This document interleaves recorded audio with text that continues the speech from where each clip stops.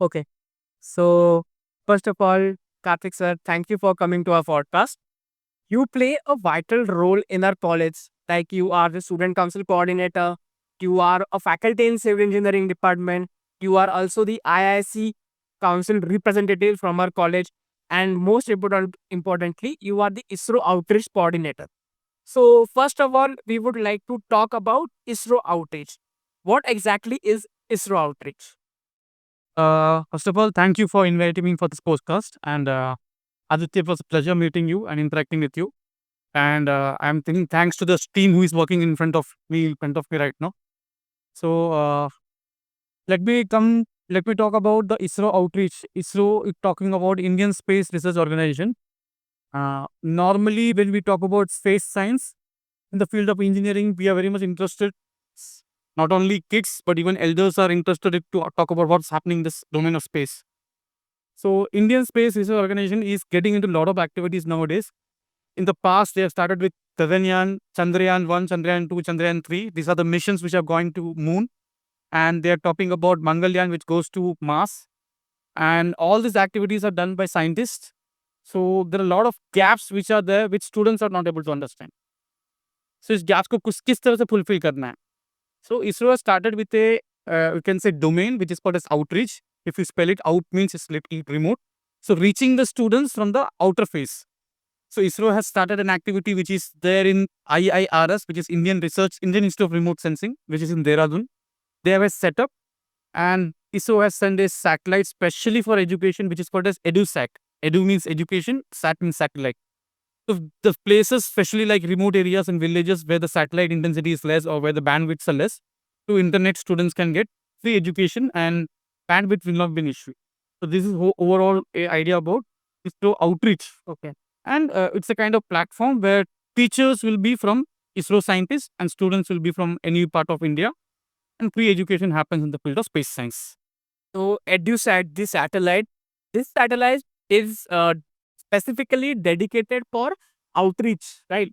Yeah, specifically dedicated for education. Education. Okay, education in Because remote area. if you check out what's happening from the independence we got, education has been a very important role for the growth of our country. So always there has been an gaps in the education, and in the recent past, in last 15-20 years, where internet has taken a boom. So connecting with the remote students has become very important because every student is having mobile input in today's days. So how to reach out to them? So ISRO thought about why can't we improve the quality of education? So they have sent a satellite only for education. For a kind information, if we are searching some important resources in the earth, so there is a satellite which is called as ResourceSat. If we want to learn about oceans, okay, there is a satellite which is called OceanSat. Okay. Similarly, if you want to talk about education, there is a satellite which is called EduSat. In this way, various resources, various domains can be covered by specific satellites. Are these satellites completely ISRO mission, or like these are the sent? No, this is totally indigenous. Okay. It's our own satellite, and this is done for the benefit of the students. And it has been considering the latest topic about NEP, National Education Policy, and all. So, keeping that thing in consideration, this EduSat is going to play a very important role in the coming future. Sir, as you are the ISRO outreach coordinator, what is your role of ISRO outreach coordinator in a college? ISRO outreach coordinator will be more or less like a class monitor Okay. you have in the class. Yeah. So what is the role of a class monitor? To monitor all the students. Yes, the student is absent, tell to the teacher if some kind of actions can be taken. So I am doing the same thing. See, in general, the thing is that ISRO is a domain. Okay, they are college, and the students are in rural college. Yeah. So I am exactly acting as a, you can say, monitor only, Yeah. Intermediate. intermediate person. So I have a dashboard with me. Okay. And whenever any courses are coming, those people are telling me, ISRO people are telling me that this kind of courses are there, academic calendars are given to me, brochures are given to me, schedules are given to me. I post them in various WhatsApp groups so that students across, not only from our institute, across Maharashtra, across India, they register for the process. So if you have any issues, how to start the program, because they have a they have a portal also, login portal where you have the username and password. Some technical glitches are there, so you can't directly talk to ISRO people. So I am officially a coordinator from ISRO side from 2017. So I coordinate with ISRO and the students. If they want to pass some information, I pass the information to you all. And if students need any kind of schedule, examinations, detailed things, I pass them to them. So this role is exact exactly like an ambassador, right? You are the ambassador of ISRO for our college or this region. Yeah, it could be ambassador also. I would say more or less more than ambassador. This is more a kind of I will say space tutor kind of. Okay. I'm very soon going to become space tutor. Okay, where I'm anyhow from the last 6-7 years I'm going to various villages, schools, teaching about space education totally for free. So because what is required is in the coming future, Gaganyaan is there. Yeah. Where space mission is there. But now recently, you know that one cosmonaut has gone to space, Yes. and we have something which is called as Aditya mission, Yeah. where there is a satellite which is going towards the sun and talking about the radiations of the sun. And then we have so more missions ahead. One mission is going to Saturn. One mission is going to Venus. So who is going to teach all these things? So you can expect that this kind of missions can be taught in colleges or even in IITs or IIMs and all. Okay. So what ISRO is trying to do, they're teaching them from the grassroots level, and the interested students who understand these courses, it is understood these are online courses. Okay, these are not offline courses. Yeah. These are online courses, and these are totally for free. Once you complete these online courses, you can submit some kind of projects. Okay, the students can participate in the internships and all. So can you tell the URL of that portal, like how to visit that? Now, for that thing, I will suggest that all the students simply you can go to Google. You can search e-learning, E for elephant, e-learning ISRO. Automatically, you will get the first thing in the Google is IRS outreach programs. If you go to the IRS outreach programs, there if you click there, login participation can come, and more details. I think I can send you my links to you. From that, you can pass on that. Okay. So as your role is a very important role from both the point of view of college and ISRO. So what does a normal faculty or teacher need to do to become an ISRO outreach coordinator? Uh, Students can't become a coordinator as of now. You know, I'm Teachers, faculties can become. So what faculties can be do is that they have to be first of all there is an institute which is called as a nodal center, and the nodal center will have a nodal coordinator, and the nodal coordinator will talk to the respective ISRO organizers, and they will say that the center has been recognized and the nodal center will be granted to conduct this kind of courses. so can you please elaborate what type of courses are there? Like in you can specify the domains and the whole process of login, and then about the assignments and exams. Because if we are doing a course, right, so we need to at least give an exam to get validated. कि हाँ, okay, इसे आता है कुछ, so we can give them a job or internship based on that course. Okay, मैं आपको step by step procedure बताता हूँ कि किस तरह से किया जाता है. ISRO has a outreach center which is called as nodal center. हम लोग पिल्ले HOC College of Engineering and Technology is an official nodal center of ISRO. So we are running these courses from 2017. Okay. For a kind information, till now about if I'm not wrong, around 120 courses we have conducted in our institute from 2017. About 15 to 20 workshops we have conducted. Uh, Around say 15-20 seminars also we have conducted. Many scientists have come from ISRO to talk about space science concepts here in our institution. So it's not that it's only one side, it's two sides. Teachers are going there and faculties are coming here, scientists are coming here. Now, the overall courses, who can participate, who can register for the courses. The registration of courses can be done by students specifically who are in completed 10th standard. Some courses are eligible for 12th standard students, and who are doing engineering, all the engineering students can register. It's not mandatory that only first year, second year students can register. Any student from science background can register. So this is as per the eligibility concerned. Second thing is that how do you have to register this thing? So when you go to, as I told, when you go to Google, you can type there e-learning ISRO. E-learning is education in learning ISRO. So there you can type e-learning ISRO. The first thing you should get IRS ISRO outreach will click there. And I think everyone knows how to log in. Your name, number, your mobile number, official email ID, and everything has been posted there. And when you go to the next page, automatically it talks about your qualifications and all. It will take the details and it will take the identity proof. You have to add your Aadhaar card or PAN card. Then in the drop down, monthly courses will come August, September, December. So if you want to do some courses in the month of September, around say 20-25 days before the windows open, you can register for the course. And you can register the courses. And when you're registering the courses, one very important thing which I'm trying to tell you is that there are two factors here. One is you have to select the nodal center. So when you're selecting the nodal center, you see that you're selecting, there will be about 100, 200 nodal centers could be there. You can select a nodal center which is called as Pillai HOC College of Engineering. Pillai HOC College of Engineering and Technology, Rasayan, which is this institute. If by default you are selecting some other college, then it will be really difficult for you to coordinate. So once you register from Pillai HOC College of Engineering and Technology, technically I will come to know a notification that this students have been registered and the approving you in this post is on in my hand. And many a times this has become some kind of mistake happening for the students. Students randomly take any kind of ALJ and they call me and I'm not able to help them. So I suggest that my contact number and details, everything I posted in the link here. You can contact me and you can get the details of the process. Once you register, I will get the notification in my dashboard as a coordinator. I will approve you. Once you approve, you will get a message from me. We'll get a WhatsApp group, join the WhatsApp group. And later on, which kind of lectures, what is the schedule of the lectures, how the certification will happen, everything we posted in the WhatsApp group one. And as far as your examinations and everything, I have we told about. Normally, this process happens in weekday. Specifically, it will happen around a time about say around 3 to 6.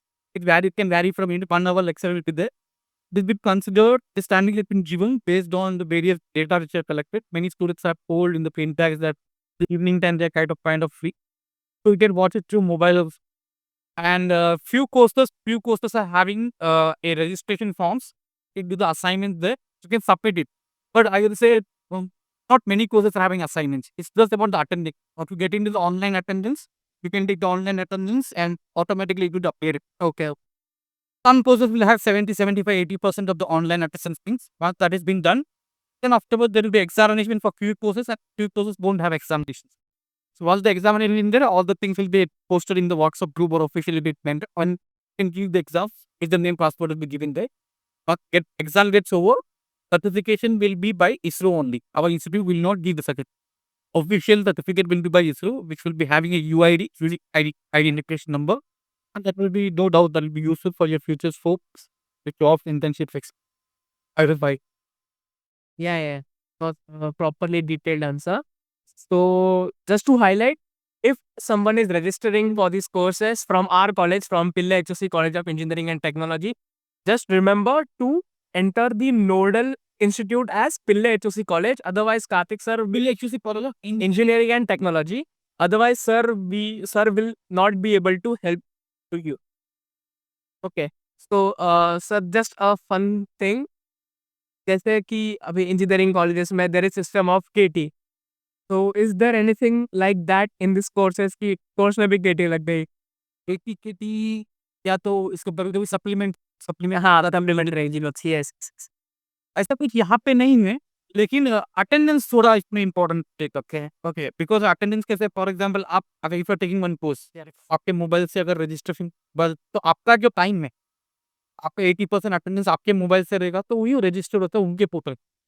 Attendance में आपका कुछ इज़्ज़त नहीं है, पूरी तरह से attendance करना पड़ेगा। असाइनमेंट्स थोड़ा कम है, very less assignments are there. Okay, that assignments also could be in MCQs only. मतलब इस तरह से वो असाइनमेंट्स कम कर दिए हैं, फीडबैक लिया रहता है गए सब स्टूडेंट्स लोग से। ओके, काफ़ी स्टूडेंट्स लोग ने बोला कि असाइनमेंट्स बहुत कम कीजिए और अभी हम लोग असाइनमेंट्स कम कर दिए। अच्छा, एक और अच्छी बात है कि आपको ये पता होगा कि हमारे कॉलेज से रफली around 20 to 22 students have gone for internship for this. So about 8 students have gone for internship also from computer department and IT and civil department. The masters around I would say 5 students have gone for internship at ISRO. For 6 month training also they are done. And 3 to 4 teachers have gone for 2 months training. It's a course called NNRMS where along with me I was the first person who went there for the training. तो how it's this internship help is that आप लोग जो courses करते हैं, ये courses depend करता है। कभी-कभी 1 हफ्ते का कोर्स रहता है, कभी-कभी 10 दिन का कोर्स रहता है, कभी-कभी 3 महीने का कोर्स होता है। तो ये पोर्शन आपको सीखना रहेगा तो आपको आपका डोमेन में जो कोर्स चाहिए, वो कोर्स आप रजिस्टर करके ले सकते हैं और वो हिसाब से आप उसका असाइनमेंट सबमिट करो, मेरे पास आइए। बताइए फिर इसमें कुछ प्रोजेक्ट्स करना है। ओके। वो try to convince the ISRO scientists that our students have made a small mini project or a pilot project. Okay. I'll submit there, and if they like it, because they also had requirements, they also need some kind of students who can help them in their work. So if your luck is good, your percentage is good, and if you really feel that your project has a value, I think surely that I can send you to superintendent. That is from my side. Okay. So students from our college are like really lucky that we have this kind of person in our college, which is literally a gateway between the college students and ISRO. So please, everyone, try to get maximum advantage of this opportunity. So my next question for you will be, अगर आपको एक ISRO site visit करनी होगी of your choice, तो वो कौन सी site होगी और क्यों होगी वैसे? जो साइट यस, लॉन्चिंग साइट्स और offices, research centres like that. वैसे तो भी मैं 3-4 साइट्स गया हूँ ऑफिस में। I gone to IIRS through Dehradun. Dehradun. Luckily I think नमस्कार करता हूँ बिकॉज़ मैं वहाँ से काफ़ी कुछ सीखा है। मेरा BSc इसी में हुआ, रिमोट सेंसिंग GIS। वो काफ़ी दिल के करीब है। It's really nice. I actually feel that every student should visit that और specifically for education, space science education. Secondly, I gone to Bangalore. Welcome to. Luckily, I got a chance to go there. I had gone to the places where you would have seen in some media. जहाँ पे launching होता है सब आने सारे रहते हैं, वहाँ बड़ा स्क्रीन होता है, HDR रिकॉर्डर। रिकॉर्ड रहता है, ऑफिस से वो प्रोजेक्टर एंड ऑप्टिक्स, हाँ वहाँ पे मैंने जब देखा हुआ है। ओके। तो मेरे लिए काफ़ी वो एक क्या बताता है, never forgetting experience. Yes. That is one good side and other side is Sriharikota जहाँ से रॉकेट लॉन्च होता है। तो वहाँ पे भी हम जा सकते हैं। अगर हमारे पास एक 70-80 स्टूडेंट्स रहेंगे, हम लोग ऑफिशियली एक एप्लीकेशन लिख के कॉलेज की तरफ से बोलेंगे कि एक हमको एडवांस फी करना, बिकॉज़ बुकिंग होता है, क्रेडिट ऑफिस जैसे। They have seating arrangement there, you can sit there, it's not exactly very close to rocket launching sites. Rocket launching happens somewhere little bit deep in the bay of Bengal and we will be on the outshore of Andhra Pradesh. Okay sir, so आपने अभी बताया बहुत सारे courses है, so just can you explain about the course titles that ISRO provide? ISRO काफ़ी courses करता है। अभी उसमें स्पेसिफिकली बोला तो I can talk about remote sensing. Remote sensing मतलब दूर से जब हम देखते हैं सैटेलाइट से किस तरह से अर्थ को सेंस कर सकते हैं, ओशंस को कैसा देख सकते हैं, फॉरेस्ट को कैसा देख सकते हैं, एग्रीकल्चर में कैसा काम कर सकते हैं। तो रिमोट सेंसिंग एक ऐसा कोर्स है। दूसरा GIS, जियोग्राफिक इन्फॉर्मेशन सिस्टम, जो नॉर्मली मैप्स में यूज़ होता है। फिर स्विगी, ओला, द आप लोग मैप्स दिखा रहे हैं, ट्रैफिक जैम कैसा होता है। तो that kind of courses has been there. There is one important course which they are starting, it's called as GNSS, global navigation satellite system. ये काफ़ी इंपॉर्टेंट कोर्स है, ये भी कोर्सेस सिखाया जाता है। हेल्थ केयर में कोर्स होता है, एजुकेशन में कोर्स होता है, डिजास्टर मैनेजमेंट आजकल काफ़ी रोल इम्पोर्टेंट प्ले कर रहा है, डिजास्टर मैनेजमेंट कोर्स होता है।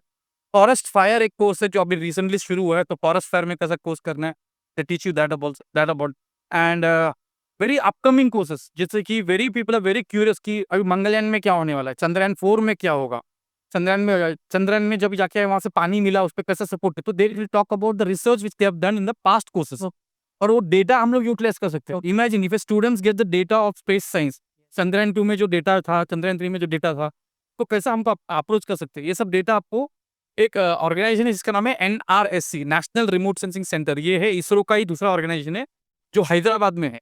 तो ये सब क्या करता है, सैटेलाइट डेटा को डाउनलोड करता है और उसमें से नॉइसेस निकालता है। सैटेलाइट ये सब नॉइस निकल के उसको कंप्यूटर लैंग्वेज में आप लोग बोलते हैं ना, उसको what is it called, image integration, okay classification, image classification, ये सब क्लासिफाई करके वो डेटा को हम लोग यूटिलाइज करके we can check out how much ground water level is there, humidity कितना एटमॉस्फेयर में, पोल्यूशंस में, एयर पोल्यूशन, वाटर पोल्यूशन, ये सब चीज हम लोग सैटेलाइट डेटा से भी निकाल सकते हैं।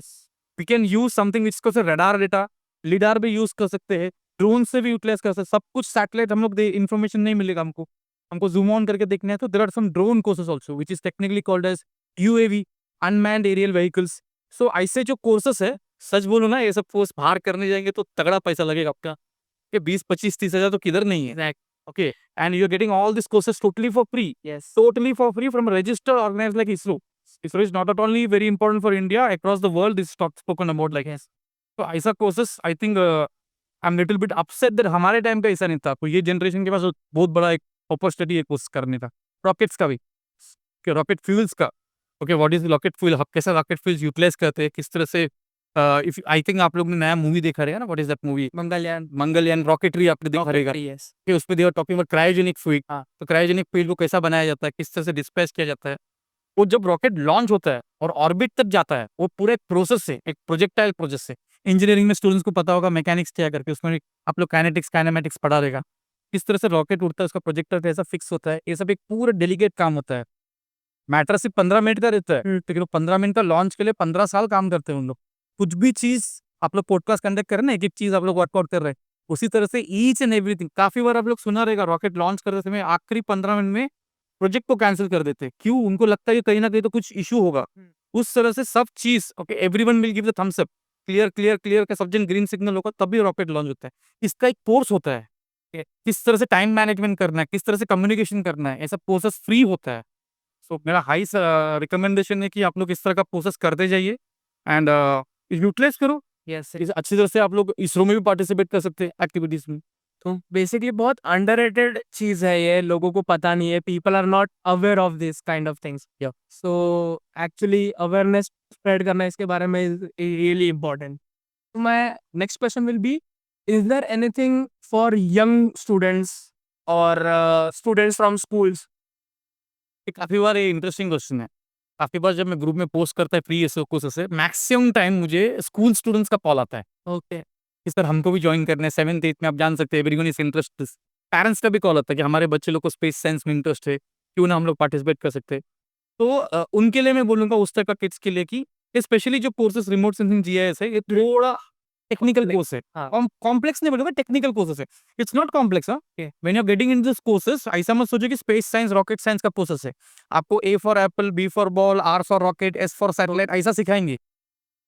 उनका जो प्रेजेंटेशन रहता है, आपको मैंने सिखाने वाला है, आपको डायरेक्ट इसरो के साइंटिस्ट सिखाएंगे। यस। इतना अच्छा सिखाते हैं, इतना अच्छा प्रेजेंटेशन रहता है। प्रेजेंटेशन में 70% डायग्राम्स रहता है, ग्राफिकल बेस में रहता है, कलरफुल रहता है, एनिमेशंस दिखाया जाता है, हैंड्स ऑन दिखाया जाता है, इंटरेस्टिंग रहता है। तो रॉट लर्निंग नहीं है ये, नहीं। लाइक और प्रैक्टिकल। आपको वो लोग सिखाते हैं जो साइंटिस्ट लोग हैं, तो उनको मालूम है कि ग्रास रूट लेवल में स्टूडेंट्स को क्या हैंडीकैपनेस है।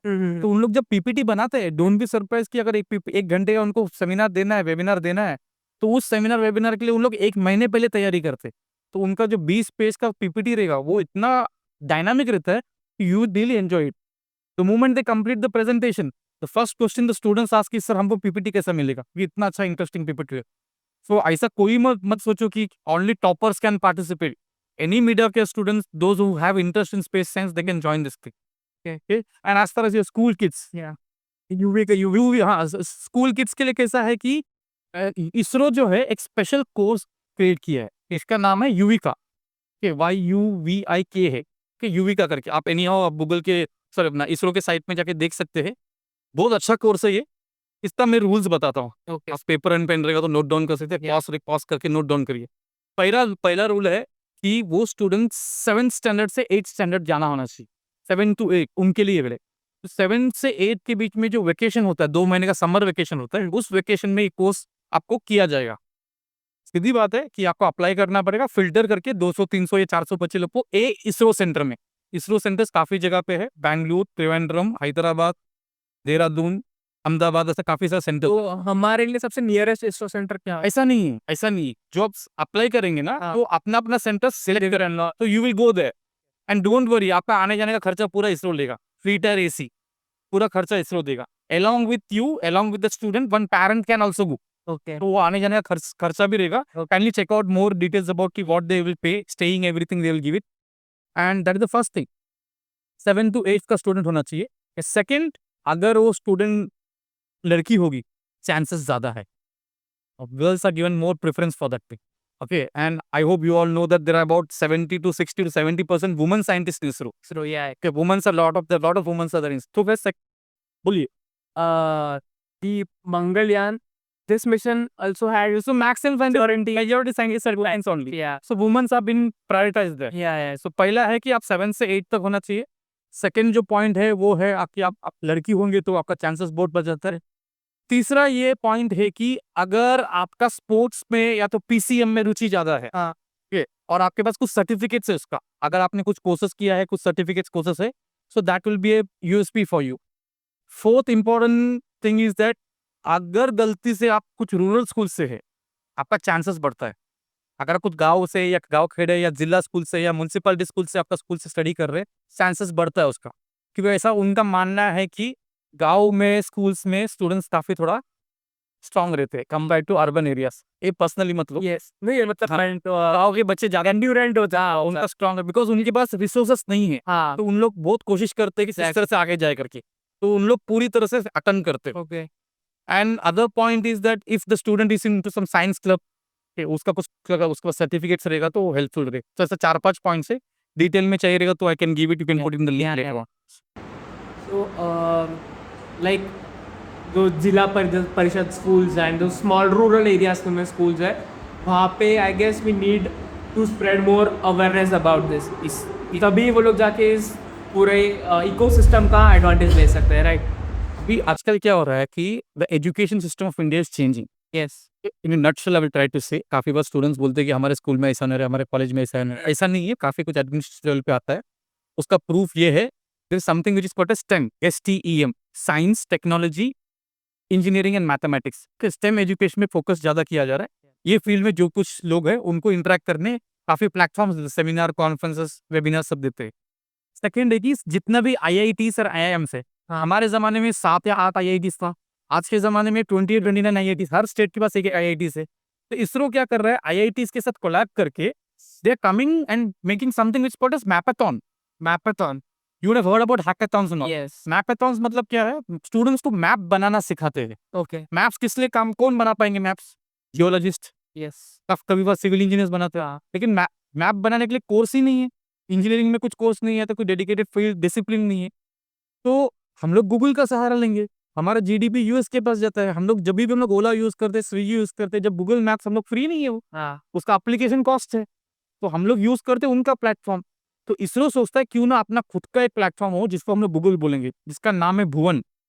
इसरो अपना खुद का एक प्लेटफॉर्म बना रहा है जिसको भुवन बोलते हैं। कल के तारीख में हमारा खुद का एक गूगल प्लेटफॉर्म होगा। हम लोग ओला उबेर में हमारा जी मैप्स यूज करेंगे।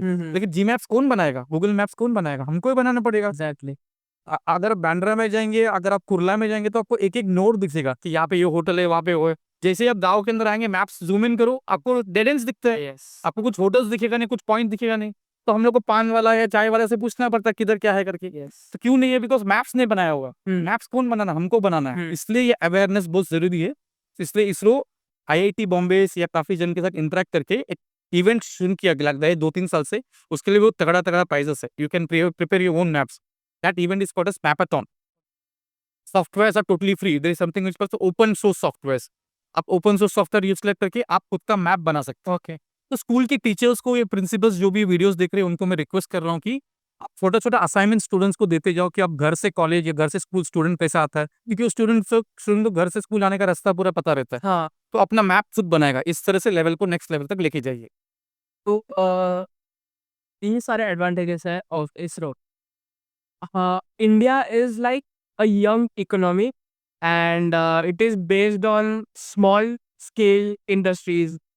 So, do ISRO have some programs like they provide funds to grow businesses or something like that?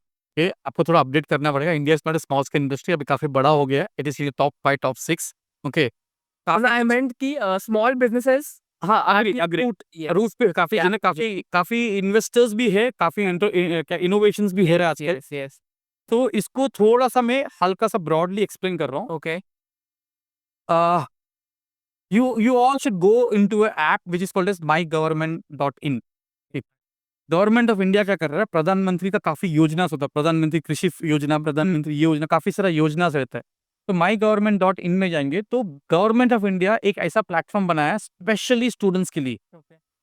देश को काफी रिक्वायरमेंट है आप जैसे बच्चे लोग का नॉलेज, और आपको पता नहीं किस डायरेक्शन में जाना है। yes okay.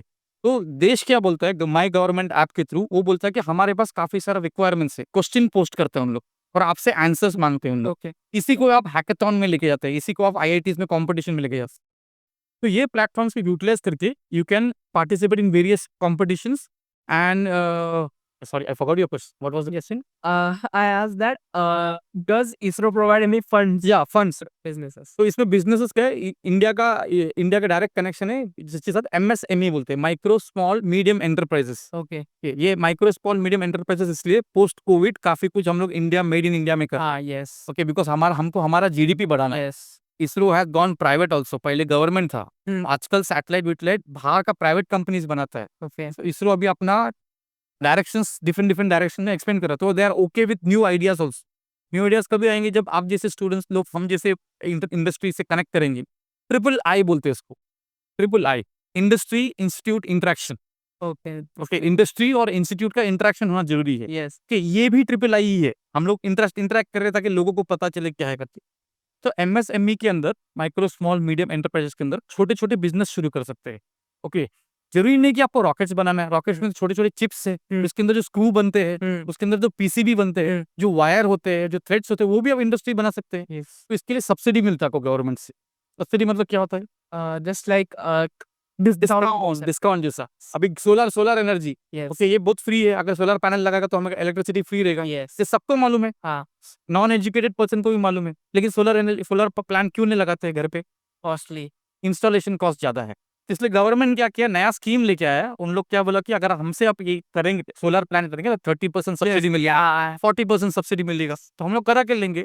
इस तरह से एमएसएमई में सब्सिडी से अब इसमें डिटेल में करो, आपका कुछ प्रोडक्ट रहेगा तो पेटेंट कीजिए उसको, उस तरह से आप आगे बढ़ सकते हैं।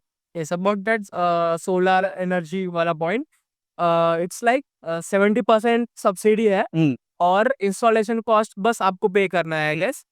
और जो वो पूरा खर्चा आता है, it's around 3.5 lakhs to 4 lakh rupees। And once you start using it, तो 5 to 6 years के अंदर अंदर आप कॉस्ट रिकवर हो जाता है। और फिर 4 to 5 years के बाद आपका जो इलेक्ट्रिसिटी आप यूज कर रहे हो, इट गोज कंप्लीटली जीरो। इसलिए इंडिविजुअली महंगा कर सकता है, तो सोसाइटी में तो लगा सकते हैं ना। हाँ हाँ, सोसाइटी में लगा, तो उस तरह से सब्सिडी का यूटिलाइज। तो पर पर्सन भी लोड कम आएगा और सब्सिडी का जो यूज है वो भी अच्छे से यूटिलाइज हो जाएगा। सही सही। यस।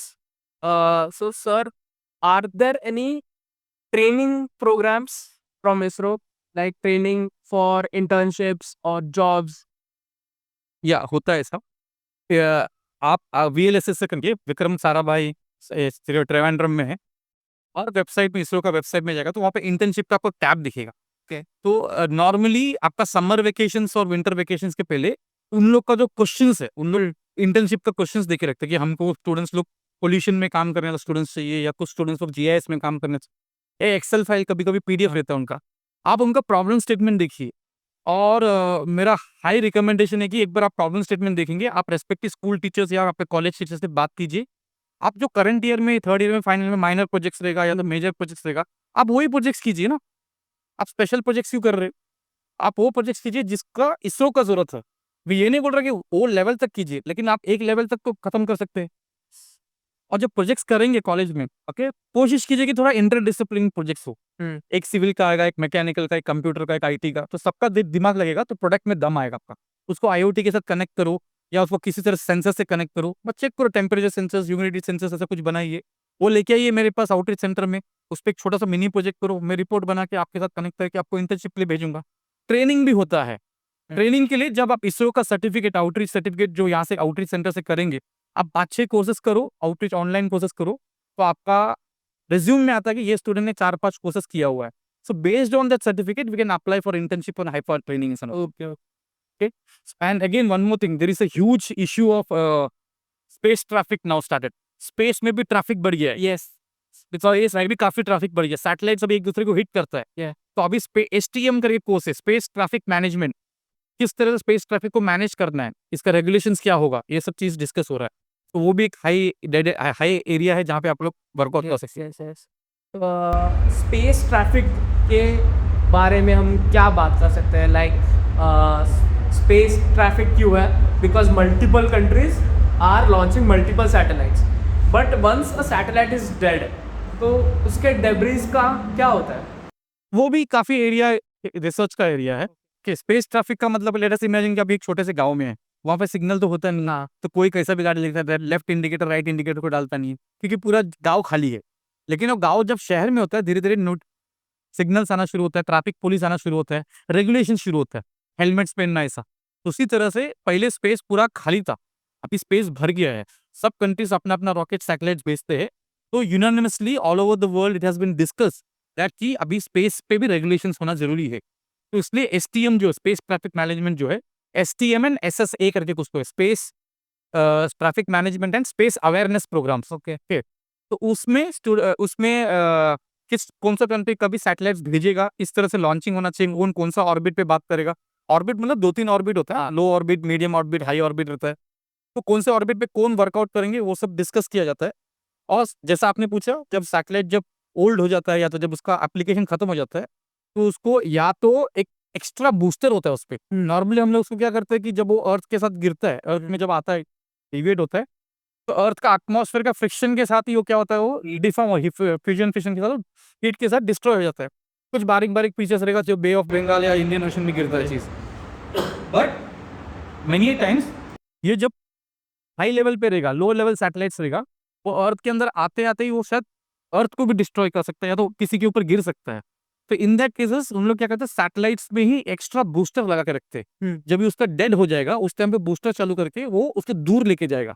ओके। ओके, उसको हम लोग वो क्या बोलते हैं, व्हाट इज़ दैट कॉल्ड, शमशान भूमि बोलते हैं। हाँ, हाँ। इंग्लिश में क्या बोलते हैं उसको? ग्रेवयार्ड। ग्रेवयार्ड, सैटेलाइट ग्रेवयार्ड करके टेक्निकल टर्म है, गूगल में सर्च कीजिए। ओके। तो उसको सैटेलाइट को हम लोग दूसरा ग्रेवयार्ड में दूसरे ऑर्बिट में जाके out out in the space डाल सकते हैं। ओके। और रिसेंटली कुछ नया-नया टेक्निक्स आया है, काफ़ी स्टूडेंट्स ने रिसर्च भेजा है जिसको SpaceX is also working on bringing back booster. space is even some students have started working on I think there was one student who thought about जिस तरह से मच्छी को पकड़ते हैं, हाँ, जाल डाल से, हाँ। उस तरह से some satellites are there जो जाल फेंकेगा। Okay, okay, okay. ओके, और उसको कब्जा करेगा, जो डाइट सैटेलाइट है उसको कब्जा करेगा और उसको नीचे लेके आएगा, तो इंस्टेड वो किधर इधर-उधर ना चले जाए स्पेस में। हाँ। तो इस तरह का सब काफ़ी रिसर्च हो रहा है। दिस काइंड ऑफ टॉपिक, ये भी क्या बोलता है, ओल्ड सैटेलाइट्स को कैसे कंट्रोल करना है, this could be very good projects for students, they can think about it.